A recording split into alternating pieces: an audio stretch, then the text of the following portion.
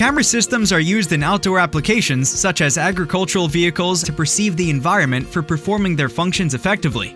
These camera systems should be capable of producing high-quality images and videos in challenging outdoor lighting conditions.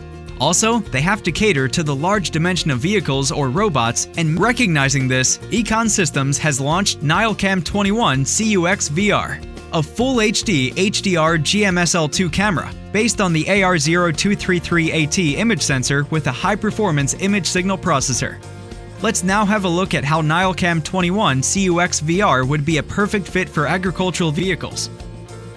Cameras equipped in agricultural vehicles are used to detect crops and obstacles while plowing, watering, spreading fertilizer, and planting. The detection of crops and other obstacles comes with challenges such as challenging lighting conditions and lack of instant support to AI capabilities. It also requires flexible cabling options to cater to the large dimension of these vehicles. NILECAM 21 CUX VR is built to meet all these requirements.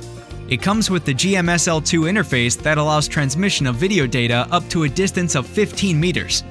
HDR capability of this camera helps to produce exceptionally clear and sharp images of crops, even in challenging lighting conditions.